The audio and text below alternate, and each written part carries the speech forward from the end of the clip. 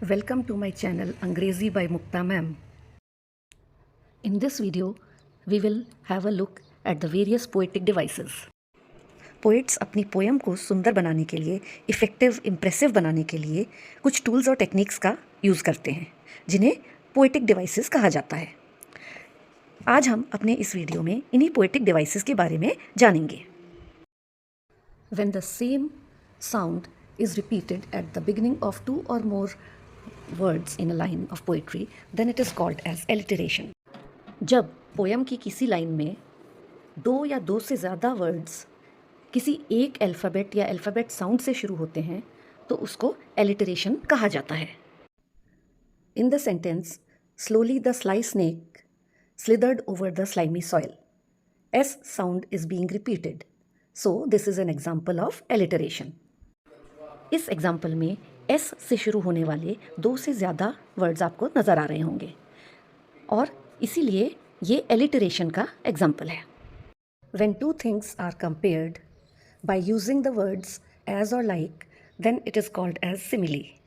जब पोएट किसी दो चीज़ों की तुलना करते हुए like या as का प्रयोग करता है तो ये डायरेक्ट कंपैरिजन सिमिली कहलाता है। The example tells us that the sun is like fire, so the comparison is direct and it is an example of simile. इस एग्जाम्पल में पोएट ने सन को डायरेक्टली एंग्री फायर से कंपेयर किया है और लाइक वर्ड को यूज़ करके हमें इस कंपैरिजन के बारे में बताया है, इसलिए ये सिमिली का एग्जाम्पल है। When two things are compared in an indirect way for a particular trait or characteristic without the use of like or as, then it is called a metaphor.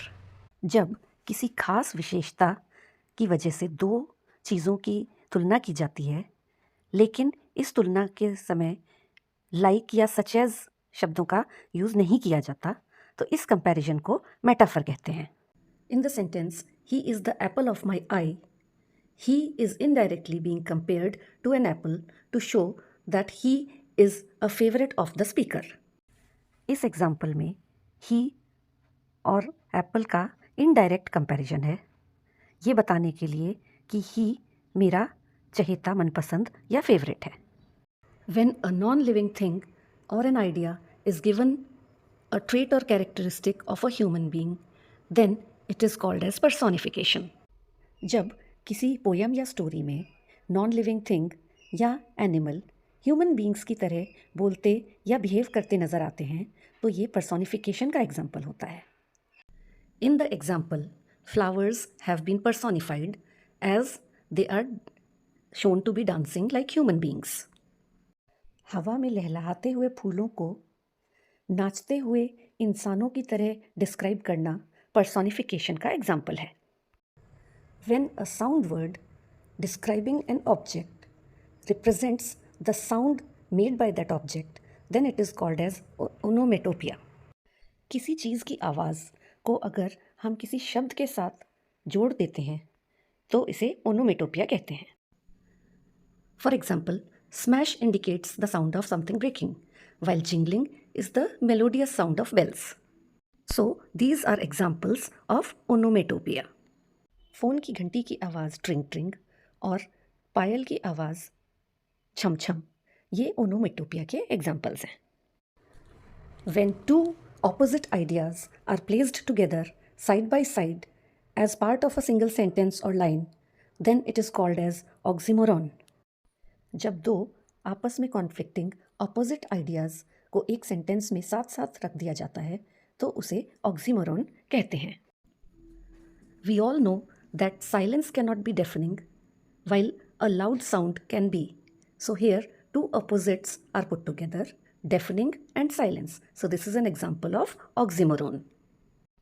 Awful वो चीज़ होती है जो हमारे अंदर डर पैदा करे और गुड तो मन को लुभाने वाली चीज़ होती है। फिर भी राइटर ने awfully good का यूज़ किया है बहुत बहुत अच्छी चीज़ को डिस्क्राइब करने के लिए और ये एक ऑक्सीमोरॉन का एग्जाम्पल है। When words are repeated at the beginning of successive lines or clauses, then it is called as anaphora. एक के बाद एक आने वाले clauses या sentences में जब कुछ वर्ड्स को रिपीट किया जाता है तो उसे एनाफोरा कहते हैं। In the given example, that is get busy living और get busy dying, you can see that get busy is being repeated, so this is an example of anaphora. Anaphora के इस एग्जाम्पल में हमें get busy word की repetition नज़र आती है। When a phrase or sentence does not end with the poetic line but goes beyond that, sometimes even to the next couplet or stanza, then the poetic device is called as enjambment. जब sentence या phrase poem की line के साथ and ना होकर अगली line तक चलता है या फिर अगले कपलेट या स्टैंजा तक पहुंच जाता है तो उसे एंजैम्पमेंट कहते हैं। It is clear from the example that the first line ends with and while the sentence continues to the second line. So this is an example of enjambment. Enjambment के इस एग्जाम्पल में पोएम की पहली line and पर ख़त्म हो रही है जबकि सेंटेंस दूसरी लाइन तक जा रहा है। When an adjective describes a noun other than the one it is actually referring to, then it is called as transferred epithet. जब कोई एडजेक्टिव जिस नाउन के लिए यूज़ हो रहा है उसके अलावा किसी और पर्सन या थिंग की विशेषता बताए, उसको क्वालिफाई करे, तो उसे ट्रांसफर्ड एपिथेट कहा जाता है। In the example sleepless nights, it is not the night which is sleepless but a person is sleepless in the night. Similarly, angry finger indicates the finger of an angry man. So these are examples of transferred epithet. किसी व्यक्ति को अगर रात में नींद ना आए और उस रात को ही स्लीपलेस कह दिया जाए तो ये ट्रांसफर्ड एपिथेट का एग्जाम्पल होगा। इसी तरह किसी एंग्री पर्सन की उंगली को ही एंग्री फिंगर कह देना भी ट्रांसफर्ड एपिथेट का एग्जाम्पल है। When a phrase connects two conflicting and logically impossible to connect ideas, then it is called as a paradox. किसी बहुत गहरी बात को समझाने के लिए जब दो एकदम अपोजिट आइडियाज़ को एक साथ रख दिया जाता है तो उसे पैराडॉक्स कहते हैं। In the sentence war is peace, we see that war and peace are two literally opposite ideas, but the writer perhaps wants to tell us that through war we can achieve piece.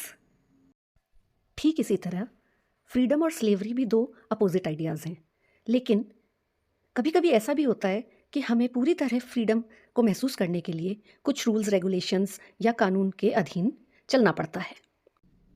When a poet repeats some words or phrases in the poem in order to emphasize the theme or central idea of the poem, then it is called as repetition.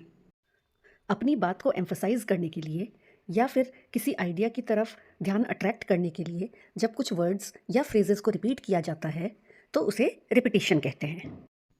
In the line twinkle twinkle little star, the poet tries to tell us that it is the twinkling of the star which attracts the attention of the poet. Poem की line Johnny Johnny yes papa में हमें Johnny Johnny words का repetition नज़र आता है। When the poet means exactly the opposite of what he is literally saying, then it is called as irony. जब writer की कही हुई बात का अर्थ बिल्कुल अपोजिट होता है उससे जो कि उसने असल में कहा है तो इसे आयरनी कहते हैं। If a person is stranded in a storm and he says that it is a beautiful day, it would be N example of irony. शोर मचाती हुई क्लास को जब टीचर कहते हैं कि ये कितनी शांत क्लास है तो ये भी एक आयरनी का एग्जाम्पल है। When the poet uses certain words, people or ideas to convey a meaning beyond the literal meaning of what is being said, then it is called symbolism.